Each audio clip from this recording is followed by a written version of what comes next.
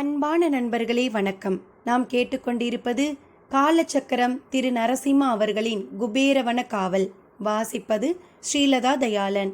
போன பகுதியின் தொடர்ச்சியாக.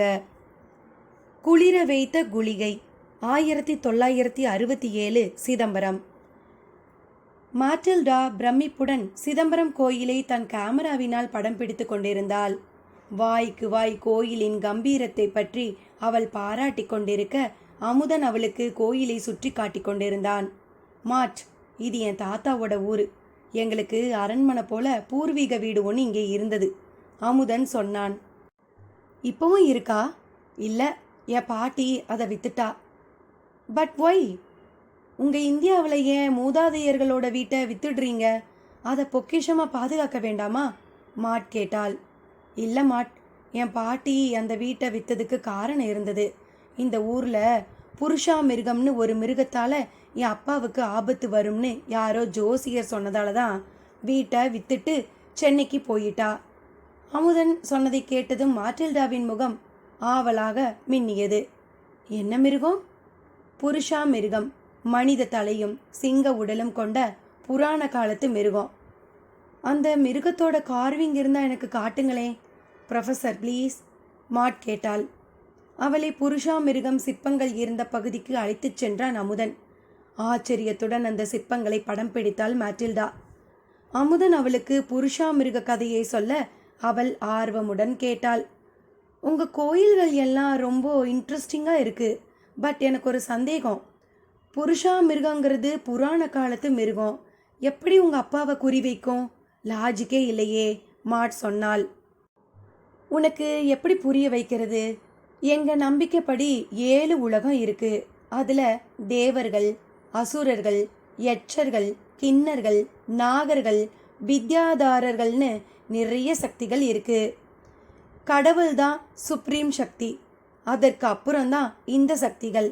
இவையெல்லாம் பரிவார தேவதைகள், அதாவது கடவுளுக்கு சேவை செய்கிறவங்க. யட்சர்கள் ரொம்ப சக்தி வாய்ந்தவங்க. அவங்க தலைவர் தான் குபேரன், லார்ட் ஆஃப் வெல்த். இவர் தோட்டத்தை காவல் காத்த புருஷா மிருகம், மிருகரஞ்சிகா எல்லாருமே யட்சர்கள் தான். யட்சர்களும் யட்சினிகளும் மனுஷ உருவில் நடமாடுவாங்கன்னு ஒரு நம்பிக்கை. அப்போ உன் அப்பாவை ஒரு யட்சினி தான் தூக்கிட்டு போயிட்டாளா? மாட்டில்டா அதிசயித்தாள். அப்படின்னு தான் ஜோசியம் சொல்லுது.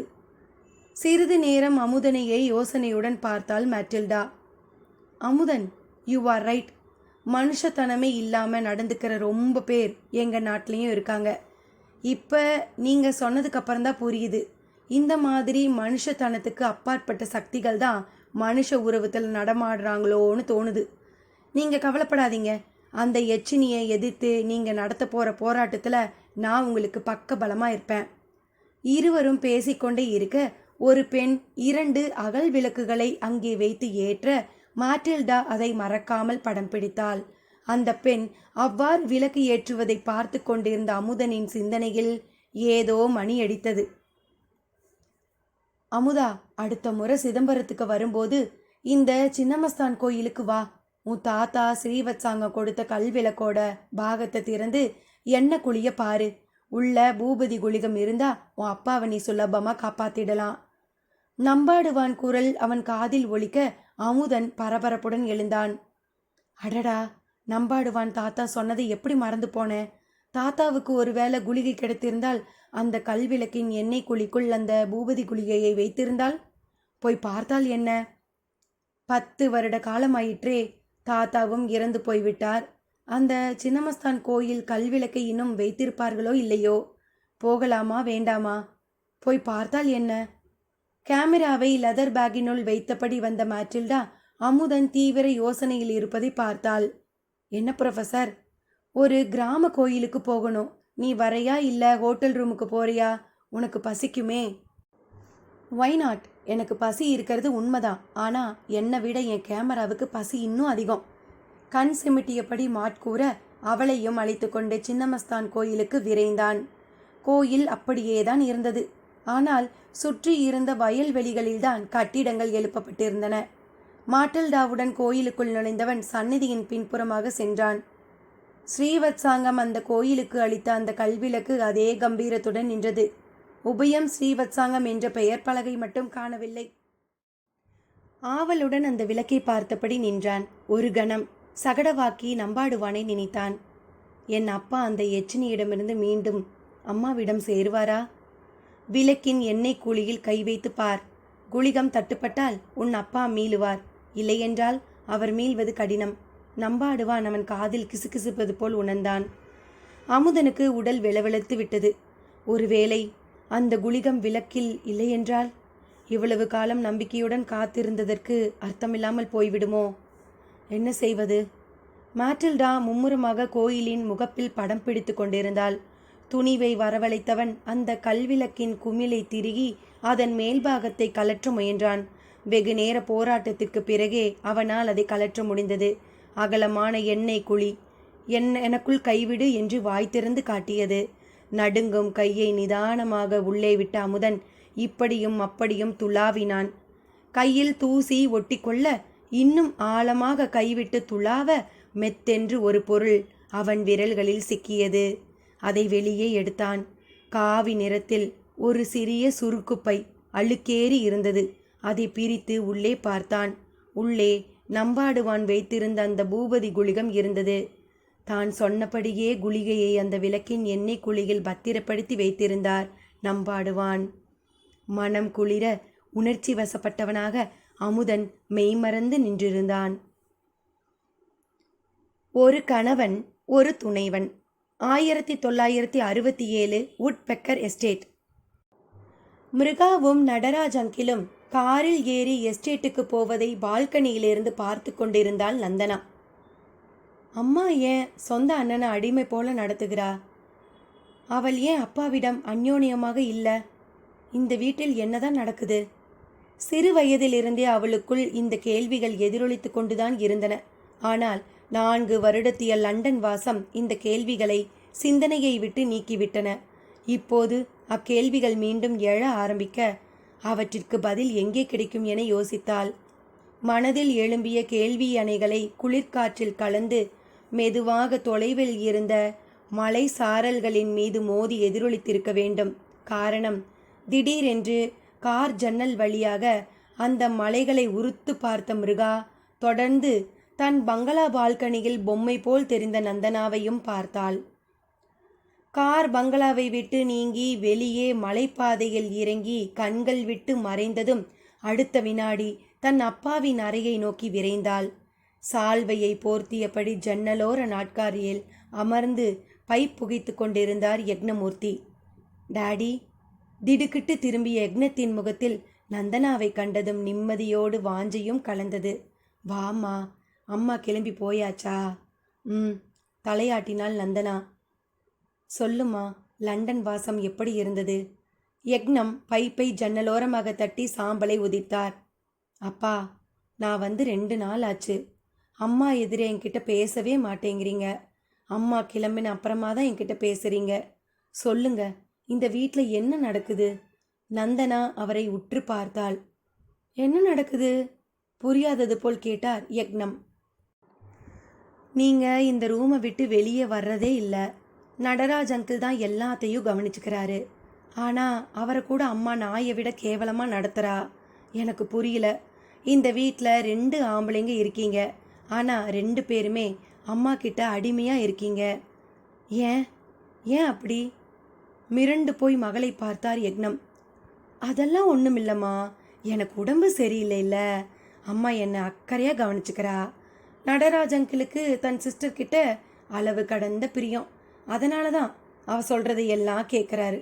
யக்னம் சமாளித்தார். அளவு கடந்த பிரியம்னா எப்படி? சவுக்கை எடுத்து அம்மா 27 அடிகள் தர அதை தாங்குற அளவுக்கா?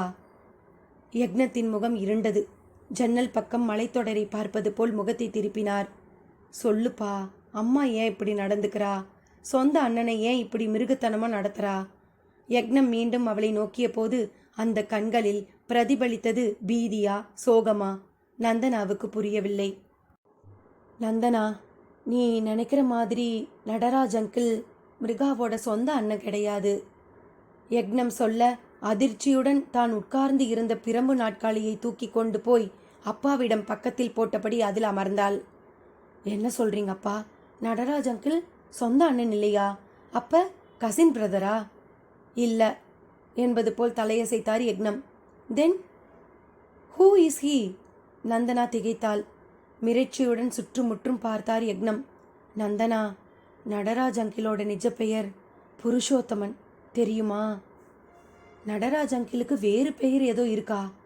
ஆனா நடராஜர் ஓவியம் நல்லா வரைகிறதால அதை அவர் தன் கிரியேட்டிவ் நேமாக வச்சுட்டு இருக்காருன்னு அம்மா ஒரு தடவை சொன்னா. பட் அவர் பெயர் புருஷோத்தமன் இப்போ தான் தெரியும். நந்தனா சொல்ல யக்னம் தலையாட்டி மறுத்தார். அதற்காக அவர் பெயர் மாற்றப்படலை நந்தனா. அவனோட நிஜமான பெயர் வெறி உலகத்துக்கு, குறிப்பாக அவன் குடும்பத்துக்கு தெரியக்கூடாதுன்னு தான் அவன் பெயரை நடராஜன்னு மிருகா மாற்றி வச்சிருக்கா. மீண்டும் அதிர்ந்தாள் நந்தனா. எதுக்காக அவர் பெயர் வெளியே தெரியக்கூடாது? ஏதாவது போலீஸ் கேஸில் மாட்டி இருக்காரா? யக்னம் மௌனம் சாதித்தார். இவளிடம் உண்மையை சொல்லிவிடலாமா? மிருகாவுக்கு தெரிந்தால் ருத்ர தாண்டம் ஆடிவிடுவாளே. நந்தனா, நான் சொல்ல போகிறத அம்மா கிட்ட கேட்கக்கூடாது. அடுத்த நிமிஷம் என்னை வீட்டை விட்டு விரட்டிடுவா. உனக்கு அப்பா கடைசி வரைக்கும் வேணும்னா நான் சொல்கிற விஷயங்களை பற்றி அவகிட்ட விளக்கம் கேட்கக்கூடாது. காரணம், அவளுக்கு ஆத்திரமா இருக்கும். ஆத்திரம் வந்தா என்னை கொலை செய்யக்கூட தயங்க மாட்டா. நந்தனாவுக்கு மூச்சே நின்றுவிடும் போல் இருந்தது.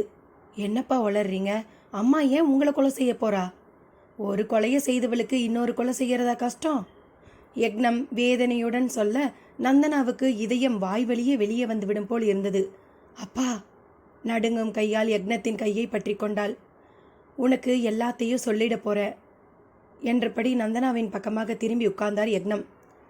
நடராஜ் அங்கிள் யார் தெரியுமா நந்தனா? யாரு? ஒரு காலத்தில் உங்கள் அம்மாவோட லவ்வர். வாட்? இதுக்கே இவ்வளவு அதிர்ச்சி அடைகிறியே? உங்கள் அம்மா செஞ்ச மற்ற காரியங்களை பற்றி தெரிஞ்சுண்டா நீ என்ன சொல்லுவியோ? அதிர்ச்சியிலிருந்து மீள முடியாமல் கண்களில் குழப்பத்துடன் அவரை பார்த்தாள். உன் அம்மாவும் புருஷோத்தமனும் ஒரே காலேஜில் படித்தவங்க. புருஷோத்தமன் மிருகாவை காதலிக்கல. ஆனால் மிருகா தான் அவனை துரத்தி துரத்தி காதலிச்சா. அவனுக்கும் அவன் குடும்பத்துக்கும் இதில் கொஞ்சம் கூட விருப்பமில்லை. காரணம், அவங்க லோயர் மிடில் கிளாஸ். உன் அம்மாவோ பெரிய குடும்பத்தை சேர்ந்தவ. மிருகாவோட தொந்தரவு தாங்காமல் அந்த பையன் அவளுக்கு தெரியாமல் தன் அத்தை பொண்ணை கல்யாணம் பண்ணிக்கிட்டான். அது தெரிய வந்ததும் மிருகா அடைஞ்ச கோபத்துக்கு அளவே இல்லை. அவளோட அப்பாவும் என் வளர்ப்பு அம்மாவும் சேர்த்து எனக்கும் மிருகாவுக்கும் கல்யாணம் செஞ்சு வச்சுட்டாங்க. என்னோட அவ சரியாகவே குடித்தனம் பண்ணலை. மாசத்துல 2-3 நாள் தான் என் கூட பாலக்காட்டில் இருப்பா. மீதி நாளில் சென்னையில் தான் இருப்பா. போதாக்குறைக்கு கவர்னரோட மொழிபெயர்ப்பாளராக வேற வேலை செஞ்சுட்டா. அதனால் அது அவளுக்கு ஒரு பெரிய காரணம். அவளுக்கு நான் ஒரு சிம்பாலிக் ஹஸ்பண்ட் தான்.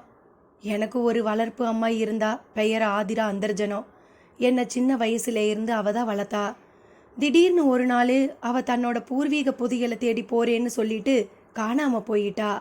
நான் கோயம்புத்தூர் போயிட்டு திரும்பி வந்து பார்க்குறச்ச என் அம்மாவை காணோம். அவளோட பட்டாம்பி கிராமத்தில் வீட்டில் போய் தேடி பார்த்தேன், கிடைக்கல. மிருகா அந்த வீட்டை இடித்து இப்போ டிம்பர் ஃபேக்ட்ரி கட்டிட்டா. இப்போ மிருகாவோட நடவடிக்கைகளை பார்த்தா எனக்கு அவ தான் எங்கள் அம்மாவை ஏதாவது பண்ணிட்டாளோன்னு சந்தேகமாக இருக்குது. சிறிது நேரம் யக்னம் இடைவெளி விட நந்தனா அவர் தோளை தொட்டாள். நடராஜ் அங்கிள், ஐ மீன் புருஷோத்தமன் அங்கிள் குடும்பம் எங்கப்பா? புருஷோத்தமனுக்கு கல்யாணமாகி ஒரு குழந்தையும் பிறந்துடுச்சு நந்தனா.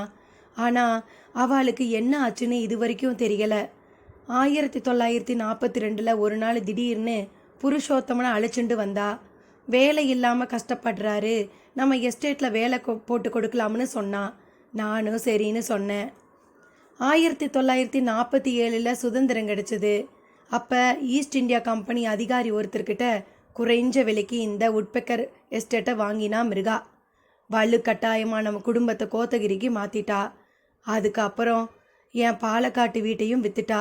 மொத்தத்தில் புருஷோத்தமனை அவன் குடும்பத்துக்கிட்ட இருந்து பிரித்து இங்கே அழைச்சிட்டு வந்துட்டா. அதுக்கப்புறம் எனக்கு உடம்பு சரியில்லாமல் போச்சு. வசதியாக இருக்கேன், அவ்வளவுதான். புருஷங்கிற எந்த அதிகாரமும் இல்லாமல் நான் கணவன், அங்கிள் துணைவன். யக்னம் பார்வையை தாழ்த்தினார். அப்படின்னா? சந்தேகத்துடன் பார்த்தாள் நந்தனா. உடல் ரீதியாக மட்டும்தாமா நான் மிருகாவுக்கு புருஷன், மன ரீதியாக புருஷு தான் அவளுக்கு புருஷன். புரியலப்பா. பெட்ரூமில் என்ன அலோவ் பண்ணுவா, ஆனால் என்ன புருஷன்னு தான் கூப்பிடுவா. இதை விட ஒரு அவமானம் ஒரு கணவனுக்கு வேணுமா? அப்பா, உடல் நடுங்க யக்னத்தின் முன் மண்டியிட்டாள். அம்மாவுக்கும் அங்கிளுக்கும் இடையில நானும் ரொம்ப நாளாக அவங்களுக்குள்ள ஏதோ இருக்குன்னு நினச்சேன். அப்புறம்தான் தெரிஞ்சது அவளுக்கு புருஷோத்தம மேலே இருக்கிறதெல்லாம் துவேஷம், குரோதம், அருவருப்புன்னு. ஒரு நாள் நானே என் காதில் கேட்டேன், என்னை உதாசீன செஞ்ச உனக்கு இனிமே பெண் வாடையே கிடைக்காது, நீ ஆயுள் முழுக்க பிரம்மச்சாரியாவே கிட அப்படின்னு கத்திக்கிட்டு இருந்தா. பாவம் அந்த புருஷோத்தமன் தன் ஆசாபாசங்கள் குடும்பம் எல்லாத்தையும் துறந்து ஒரு முனிவனை போல வாழ்ந்துக்கிட்டு இருக்கான். சீ போடி, நான் என் குடும்பத்துக்கிட்ட போறேன்னு சொல்லிட்டு மாமா கிளம்பி போக வேண்டியது தானே. எதுக்கு அம்மா கிட்ட பயந்துண்டு இருக்கணும்? தன் குடும்பத்தை மாமா தேடி கண்டுபிடிக்க வேண்டியது தானே. மிருகா மீதி இருந்த பயமெல்லாம் அருவருப்பாக மாற தன் குரலை உயர்த்தினாள் நந்தனா. ஐயோ, அவளுக்கு நான் எப்படி புரிய வைப்பேன்? யக்னத்தின் முகத்தில் வியர்வை அரும்பியது. மிருகாவை பற்றி இன்னும் சொன்னால் இவள் தாங்குவாளா? மகளை எச்சரிக்கையுடன் பார்த்தார் யக்னம். நந்தனா, அப்பாவா நான் சொல்கிறத கேட்டு நடந்துக்கோ. உன் அம்மா சாதாரண மனுஷி கிடையாது. இன்னும் சொல்லப்போனா மனுஷியே கிடையாது, மிருகம்னு தான் சொல்லுவேன். அவகிட்ட சில மர்மமான சக்திகள் இருக்கு. அவ கருப்பு உலகத்தோட பிரதிநிதி. அவ எச்சினி உபாசனம் பண்ணுறவ. அதை வச்சு தான் புருஷோத்தமனை தன் வசம் கட்டி வச்சிருக்கா. உன்னோட நந்தனா நெஸ்ட்டை இப்போ அம்மா பூட்டி வச்சிருக்கா. அஷ்டமி தினத்தில் ராத்திரி வேலையில் அந்த வுட் ஹவுஸுக்கு போய் பூஜை பண்ணுறான்னு நினைக்கிறேன். நான் உன்கிட்ட சொல்கிறதெல்லாம் இதுதான். நீ கல்யாணம் பண்ணிட்டு உன் குழந்தை குட்டிகளோடு ஃபாரினில் எங்கேயாவது கண்மறைவாக இரு. எந்த காரணம் கொண்டும் இந்த எஸ்டேட்டுக்கு வராதே. நான் செத்தா கூட இங்கே வராதே. அம்மாவோட எந்த உறவும் வச்சுக்காதே. யக்னம் கெஞ்சும் குரலில் கூறினார். ஆமா நந்தனா, அப்படி அப்பா சாகிறத பார்க்கணுன்னு ஆசை இருந்தா அவரை கையோட ஃபாரின் அழைச்சிட்டு போயிடு. திடுக்கிட்டு யக்னமும் நந்தனாவும் திரும்பி பார்க்க இகழ்ச்சியான புன்னகைத்தபடி மிருகா நின்றிருந்தாள். பாதி தூரம் போனப்புறம்தான் ஞாபகத்துக்கு வந்தது. உன்னை பார்த்தா உங்கள் அப்பாவுக்கு தலைக்கால் புரியாது, பேசிகிட்டே இருப்பார்னு தெரியும். அவர் ஒரே அடியா பேசாமல் இருக்கிற வரைக்கும் நான் தான் அவரை பேச விடாமல் செய்யணும். அதுக்கு தான் திரும்பி வந்தேன் என்றபடி 2 தூக்க மாத்திரைகளை கொண்டு வந்து யக்னத்திடம் கொடுத்தாள். சாப்பிடுங்கோ. தண்ணி இல்லையே. யக்னம் தயங்கினார். அப்படியே விழுங்குங்க. தண்ணி கொண்டு வரதுக்குள்ள இன்னும் எதையாவது சொல்லி நந்தனா மனசை குழப்புவீங்க என்று அதட்ட யக்னம் மாத்திரைகளை விழுங்கினார். திரும்பி நந்தனாவை ஒரு பார்வை பார்த்தாள் மிருகா. அந்த பார்வை தனக்கு எச்சரிக்கை விடுப்பதை உணர்ந்த மிருகாவின் முதுகுத்தண்டு சில்லிட்டது. ரகசியம், பரம ரகசியம். 1967 பிருந்தாவன், உத்தரப்பிரதேசம்.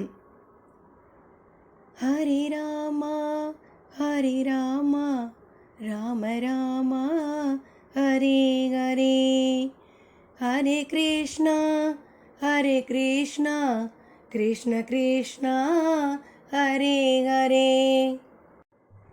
அந்த பாலடைந்த காற்றோட்டமில்லாத இருளடைந்த சத்திரத்தில் பஜனை பாடல்களை இசைத்து கொண்டிருந்த பெண்கள் அனைவருமே விதவை கோலத்திலேயே இருந்தார்கள். 80 வயது கிழவியில் தொடங்கி 8 வயது சிறுமி வரை அங்கே அமர்ந்திருந்த அத்தனை பெண்களின் கூந்தலும் மலிக்கப்பட்டு தலைகள் சாயம் போன நார்மடி சேலைகளினால் மறைக்கப்பட்டிருந்தன.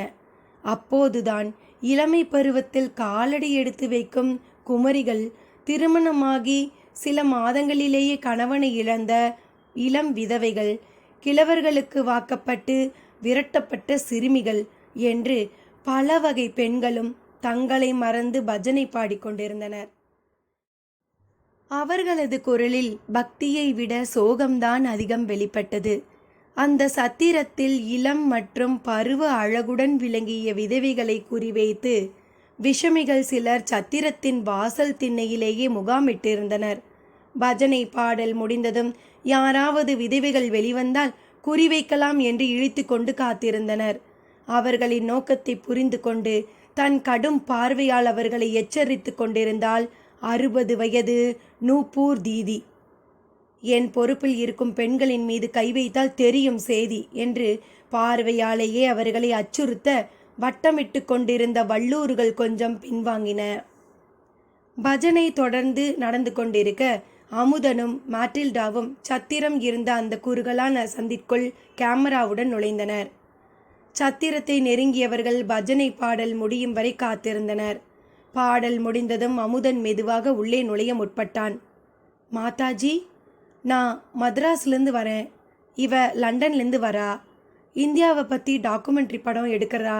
உங்களோட சோக வாழ்க்கையை பற்றி தகவல் திரட்ட வந்திருக்கோம். அமுதனை கோபத்துடன் பார்த்தால் நூப்பூர் தீதி.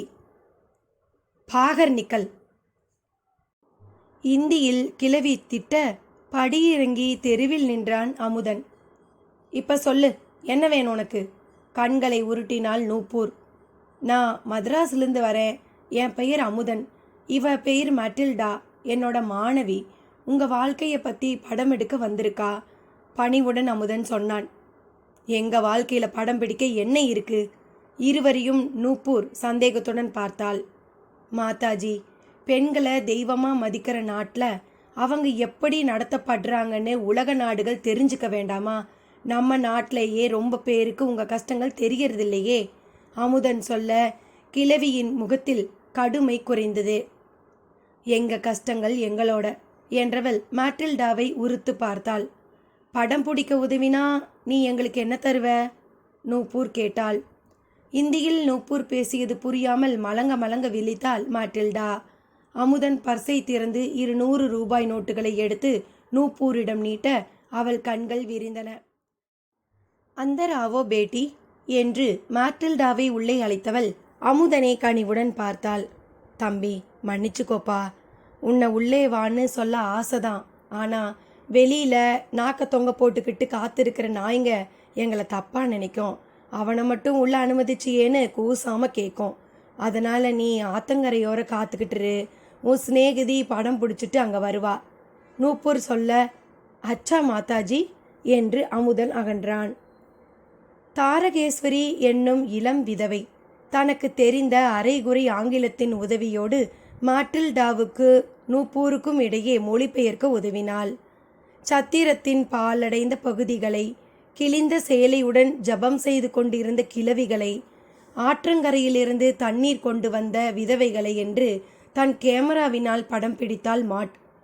ஒரு மூதாட்டி சுமக்க முடியாமல் தண்ணீர் பானையை சுமந்து கொண்டு உள்ளே வர ஒரு பெண் ஓடி வந்து அதை வாங்கி கொண்டாள். இவ்வளவு சின்ன பெண்கள் இருக்கிறச்ச ஏன் இந்த பாட்டியம்மாவை ஆற்றங்கரைக்கு அனுப்புறீங்க?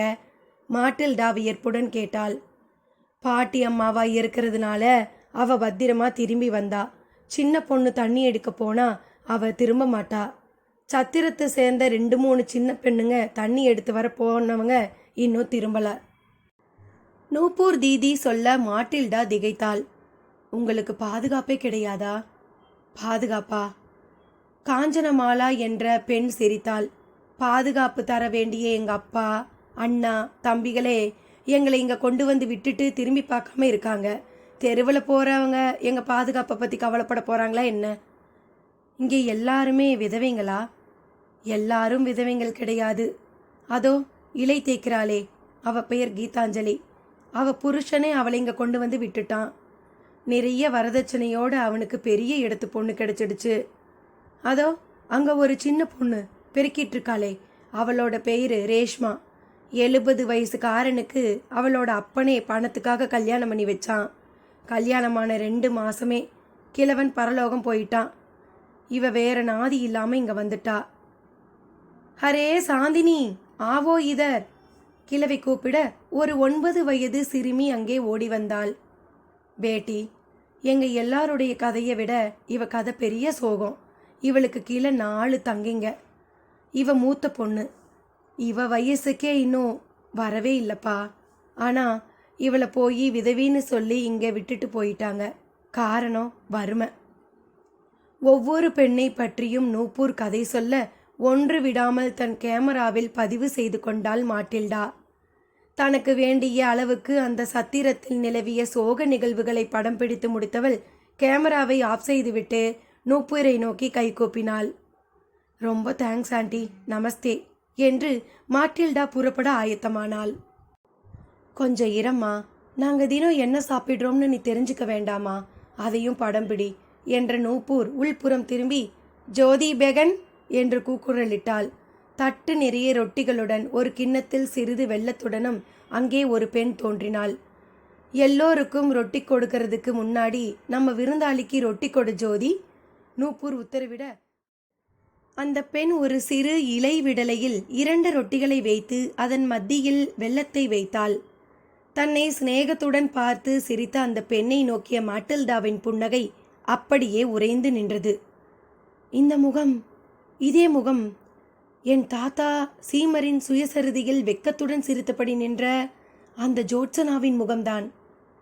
தன் உயிரை காப்பாற்றிய ஒப்பற்ற பெண்மணி என்று சீமரால் போற்றப்பட்டு அவர் மனைவி ஜான் சீமரால் நெக்லஸ் அன்பளிப்பாக அளிக்கப்பட்ட போது ஜொலித்து நின்ற அதே முகம்தான் அதே வசீகர சிரிப்புடன் ரொட்டிகளை நீட்டியபடி நின்று கொண்டிருந்தது. இவள்தான் ஆற்றங்கரையோரம் காத்திருக்கும் புரொஃபசர் அமுதனின் அம்மா. கேட்டுவிடலாமா? இல்லை, இவள் வேறு யாராவது பெண்ணா? நாங்கள் அன்றாடம் அனுபவிக்கும் தண்டனையை எங்களுடன் சேர்ந்து நீங்களும் அனுபவிக்கப் போறீர்கள், பாவம். ஜோதி இந்தியில் சொல்ல சத்திரமே சிரிப்பொலியில் அதிர்ந்தது. நீங்கதான் ஜோத்சனாவா? கேட்டு விடுவது என்கின்ற எண்ணத்துடன் நாக்கை எழுப்ப அதே சமயம் வீல் என்னும் அலறல் ஒளி எழுந்தது. கியா ஹீவா? நூப்பூர் அதிர்ந்தாள். பார்வதியை தேல் கொட்டிடுச்சு. அலறியபடி ஒரு பெண் ஓடி வந்தாள். அடுத்த கணம் ஜோதி பேகன் சமையலறைக்கு ஓடினாள். தேல் கடிப்பட்ட அந்த பார்வதியை இருவர் தூக்கி வந்து கூடத்தில் கிடத்த சமையல் அறையிலிருந்து வெளிப்பட்டாள் ஜோதி. அவள் கையில் ஊசியும் ஒரு கிண்ணத்தில் தண்ணீரும் இருந்தன. மாட்டில்டா பரபரப்புடன் அவள் அருகே சென்று நின்றாள். கீழே கிடந்த பார்வதியின் கால் கட்டை விரலில் தேல் கொட்டியிருந்த இடத்தில் ஊசியை வைத்து மந்திரிக்க தொடங்கினாள். ஓம் அறிவுற்ற சக்தி, விஷம் கண்ட கண்ட, விஷம் துண்ட துண்ட, விஷம் நாச நாச, அற்றதே விஷம் பெற்றதே சுகம். ஜோதி பேகன் மந்திரிக்க மாட்டில்டா பிரமிப்புடன் அவளையே பார்த்து கொண்டிருந்தாள். பார்வதியின் வலி குறைந்து சமாளித்தபடி எழுந்து உட்கார மந்திரிச்ச விஷம் இறங்கிய நீரை வாசலில் கொட்டுவதற்காக சென்றாள் ஜோதி பெகன். மாட்டில்டா அவளை பின்தொடர்ந்தாள். மேடம் ஜோத்சனா? திடுக்கிட்டு திரும்பி பார்த்தாள் ஜோதி. இந்த வெளிநாட்டுக்காரியா என்னை ஜோத்சனா என்று அழைத்தாள்? விழித்தாள் ஜோதி.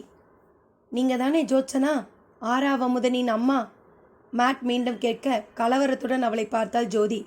ஒரு கணம் ஆமாம் என்று சொல்வதற்காக வாய் குவித்தவள் இல்லை என்று தலையசைத்துவிட்டு உள்ளே போக முயன்றாள். மேடம், உங்க பையன் உங்களை தேடி உலகம் பூரா சுத்திக்கிட்டு இருக்காரு. இப்போ இதோ கூப்பிடுற தூரத்துல தான் இருக்காரு. தயவு செய்து அவரை வந்து பாருங்க. அவள் கையை பற்றி இழுத்தாள் மாட்டில்டா. அவள் கரத்தை விளக்கினாள் ஜோதி. ஜோத்சனா செத்து போயிட்டா. நான் ஜோதி. உங்க பிள்ளை உங்களை பார்க்க துடிக்கிறாரு, மாட்டில்டா சொன்னாள். எனக்கு மகனே இல்லை, என்னை விட்டுடு. எனக்கு நிறைய வேலை இருக்கு. உள்ளே பாரு, எத்தனை பேர் என்னை நம்பி இருக்காங்க. ஜோதி உள்ளே சுட்டி காட்டினாள். அம்மாவை பார்க்கறணும்னு அங்கே ஒரு பையன் ராத்திரியும் பகலுமா தன்னை உருக்கிட்டு இருக்காரு.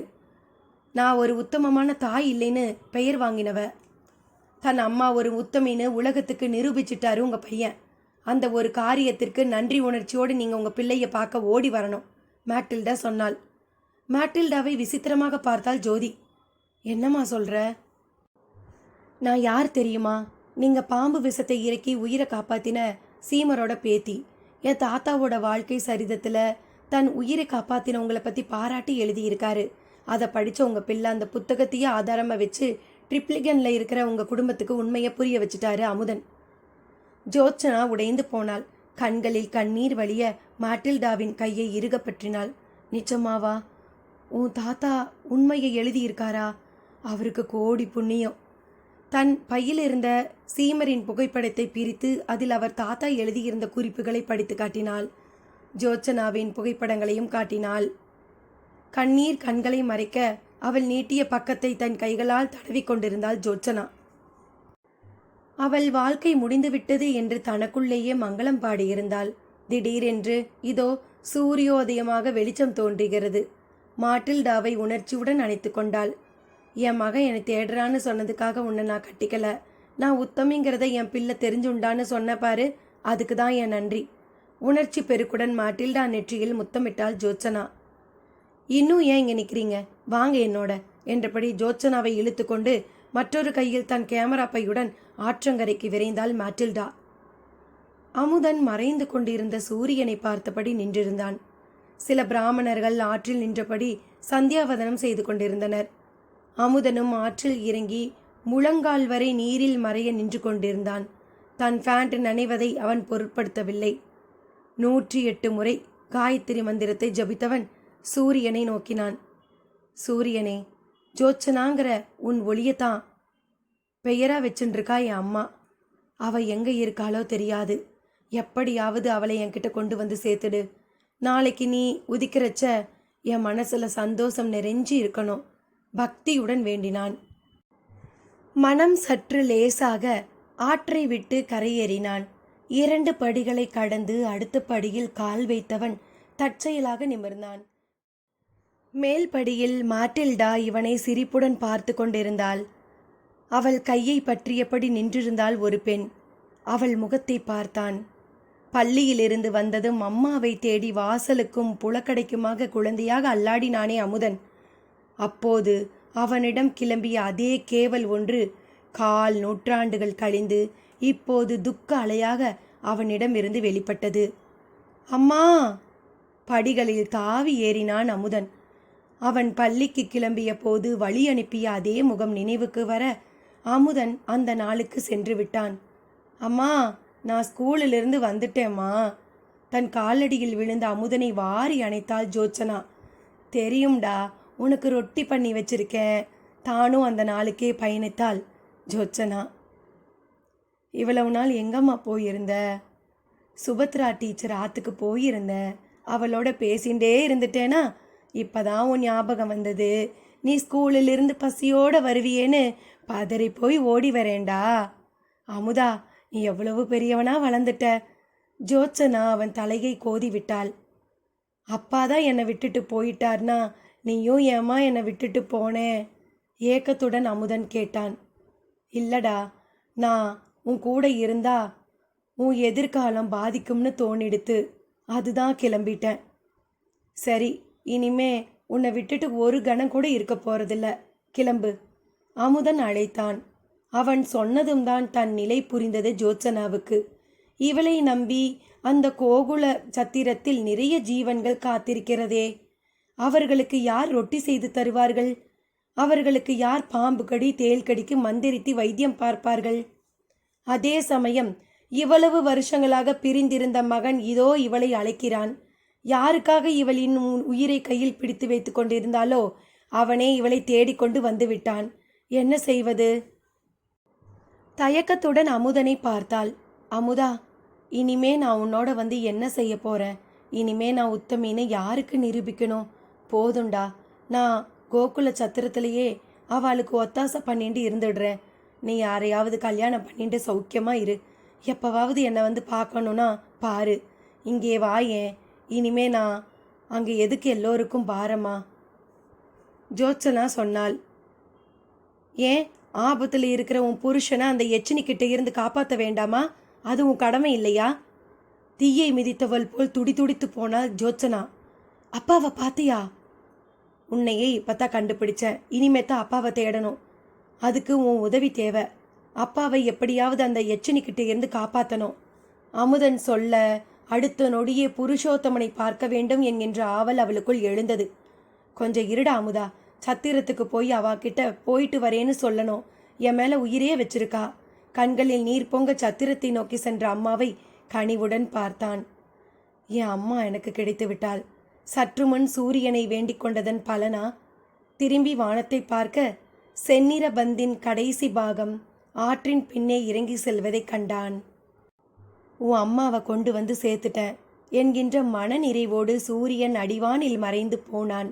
நடந்த காட்சிகளை திக்பிரமை பிடித்தவளாக பார்த்து கொண்டிருந்தாள் மாட்டில்டா. அவளுடைய பெற்றோர்கள் விமான விபத்தில் இறந்தபோது கூட அவளுக்கு அழத் தெரியவில்லை. ஆனால் சற்று முன் அவள் கண்ட அம்மா பிள்ளையின் பாசமிகு சந்திப்பை பார்த்ததுமே அவளுக்கு அழ வேண்டும் போல் இருந்தது. ஆனால் உணர்ச்சிகளை வெளிக்காட்டக்கூடாத மேலை நாட்டு மேற்குடியில் பிறந்திருந்ததாலோ என்னவோ கலங்கிய கண்களுடன் அமைதியாக நின்று கொண்டிருந்தாள். அமுதன் நன்றியுடன் அவள் கையை பற்றினான். மாட், இந்த உதவியை நான் என்னைக்குமே மறக்க மாட்டேன். என் அம்மாவை நீ கண்டுபிடிச்சு கொடுத்துட்ட. அமுதன் கண்கள் பணிக்க கூறினான். சிறிது நேரம் கழித்து மூட்டை முடிச்சுகளுடன் ஜோத்சனா வந்தாள். முகம் சந்தோஷத்தால் பூரித்திருந்தது. வலது கையில் ஒரு சிறு மரப்பெட்டியை வைத்திருந்தாள். அதை அமுதனிடம் நீட்டினாள். இதை பத்திரமா வச்சுக்கோ. சென்னைக்கு போனதும் இதை பூஜை அறையில் வைக்கணும். அவள் குரல் பயபக்தியுடன் ஒலித்தது. இதில் என்னம்மா இருக்கு? அமுதன் அந்த பெட்டியை திறக்கப் போக ஜோத்சனா அவளை தடுத்தாள். ஷ், இப்போ திறக்கக்கூடாது. அப்பா கிடைச்சதும் அவர் கையால் தான் திறக்கணும். அது வரைக்கும் திறக்கக்கூடாது என்றாள். உள்ளே என்ன இருக்கு? அமுதன் வியப்புடன் கேட்டான். ரகசியம், பரம ரகசியம், ஜோத்சனா சொன்னாள். பிராயச்சித்தம் 1967 திருவல்லிக்கேணி. என்னை மன்னிச்சிடு ஜோத்சனா. நடந்தது தெரியாமல் நான் உன் மனசை ரொம்பவே புண்படுத்திட்டேன். கதறிய பத்மாசினியை ஆதூரத்துடன் அணைத்து கொண்டாள் ஜோத்சனா. என்ன மன்னி இது, குழந்தை மாதிரி? எல்லாம் அந்த பார்த்த சாரதி என்ன நினைக்கிறானோ அதுதான் நடக்கும். நான் பிருந்தாவனத்துக்கு போய் திக்கற்ற விதவைகளுக்கு சேவை செய்யணும்னு அவன் உத்தரவு. நீங்கள் என்ன பண்ணுவீங்கோ? வரதன் தன் பங்குக்கு தங்கையிடம் மன்னிப்பு கேட்டார்.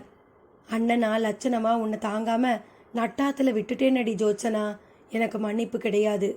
குரல் தழுத்தலுக்கு சொன்னான். நீங்கள்லாம் இப்படி அழுது ஆர்ப்பாட்டம் பண்ணினீங்கன்னா நான் திரும்பி பிருந்தாவனத்துக்கே போயிடுறேன், ஜோத்சனா மிரட்டினாள்.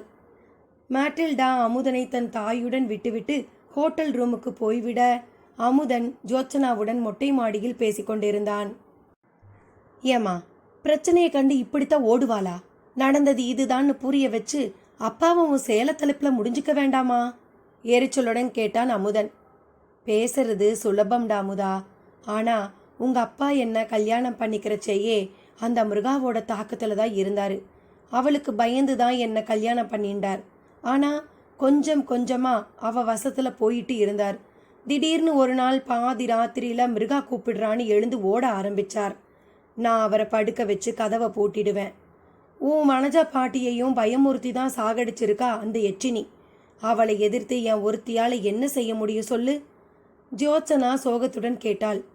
அந்த மிருகாவை நீ பார்த்திருக்கியா? ஜோத்சனாவை இந்த கேள்வி அமுதன் கேட்டதும் அவள் முகம் சுருங்கியது.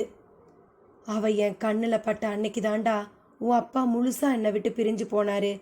அட்மைராலிட்டி அரண்மனையில் சீமருக்கு வைத்தியம் பார்க்க போனேன். அங்கே அவ மொழிபெயர்ப்பாளராய் இருந்தா. அவ தான் மிருகான்னு எனக்கு தெரியாது. ரொம்ப அழகா இருந்தா. நான் மறுநாள் காலையில் ஆற்றுக்கு வந்தப்புறம்தான் தெரிஞ்சது உன் அப்பா என்னை தேடிண்டு அரண்மனைக்கு வந்தது. உன் அப்பா சிநேகிதன் நாகராஜன் தான் இந்து பேப்பரில் வந்த அவ ஃபோட்டோவை காட்டினாரு. இவ தான் மிருகான்னு சொன்னாரு. அதிர்ந்து போயிட்டேன். அன்னைக்கு காணாமல் போனவர் தாண்டா உங்கள் அப்பா. கவலைப்படாதேம்மா, நம்பாடுவான் தாத்தா சொல்லியிருக்காரு.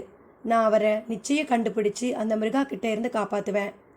நாம் திரும்பி குடும்பமாக வாழ போகிறோம், அமுதன் சொல்ல ஆனந்தப்பட்டாள் ஜோத்சனா.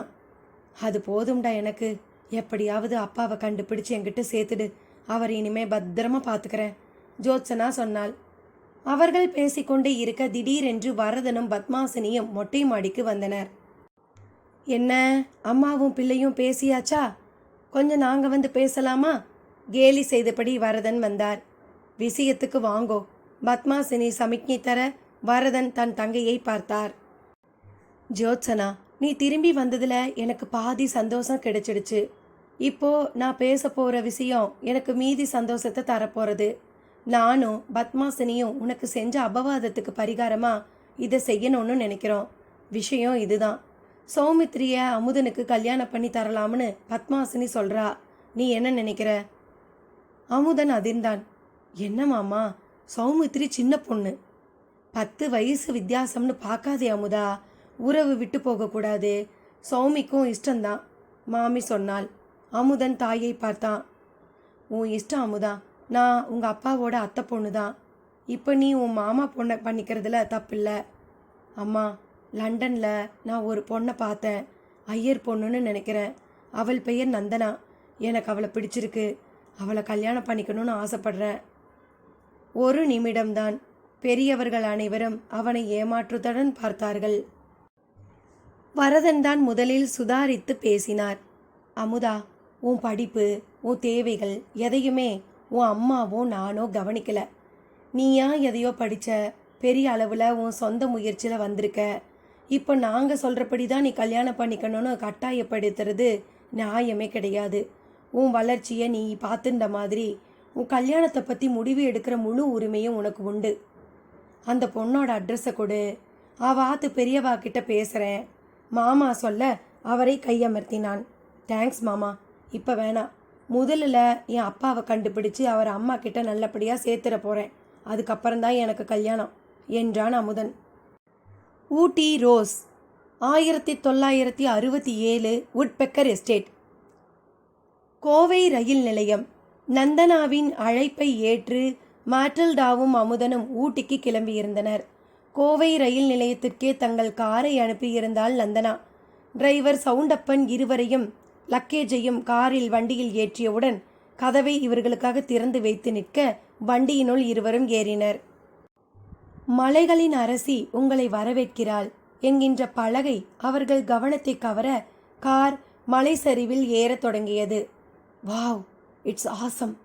மாட் வாயை பிளந்தாள். அவர்கள் கார் வுட்பெக்கர் எஸ்டேட்டில் நுழைந்தது. தொலைவில் தெரிந்த பால்கனியில் நின்றபடி கையை ஆட்டினாள் நந்தனா. There is Nandana. மாட் சுட்டிக்காட்ட அமுதன் குனிந்து பார்த்தான். மாமாவிடமும் அம்மாவிடமும் நந்தனாவின் மீது தனக்கு இருந்த அபிப்பிராயத்தை சொல்லிவிட்டான். அவர்கள் அவளுடைய விலாசத்தை கேட்டதுமே அவள் தனக்கு உரியவளாகிவிட்டாள் என்கின்ற எண்ணம் அவனுக்குள் உண்டாகியிருந்தது. நந்தனா இவனுடைய காதலை ஏற்பாளா? எவ்வளவு பெரிய எஸ்டேட்டின் அதிபதி, மாமாவிடம் அவசரப்பட்டு சொல்லிவிட்டோமோ? Welcome to Woodpecker estate. சந்தோஷத்துடன் ஓடி வந்து மாட்டில்டாவை கட்டி முத்தமிட்டாள் நந்தனா. வாங்க ப்ரொஃபஸர், பயணம் வசதியாக இருந்ததா? அமுதனை ஆர்வத்துடன் பார்த்தாள் நந்தனா. மாட்டின் தொணத்தொணப்பு பேச்சை தவிர எல்லாமே வசதியாக இருந்தது. அமுதன் சொல்ல மாட்டில்டா தன் கைவிரலை துப்பாக்கி போல வைத்து டிஷ்யூம் என்று அவனை சுடுவதைப் போல பாவனை செய்தாள். Welcome everybody. கணீர் என்று குரலை கேட்டு இருவரும் திரும்பி பார்த்தனர். மிருகா புன்னகையுடன் நின்றிருந்தாள். இவள்தான் தன் குடும்பத்தை கலைத்த மிருகா என்று அமுதன் தெரிந்து கொண்டானா? புருஷ் அமுதன் இருவரும் சந்தித்து கொண்டனரா? மேலும் என்ன நடந்தது? சுவாரஸ்யத்துடன் அடுத்த பகுதியில் பார்க்கலாம். நன்றி நண்பர்களே.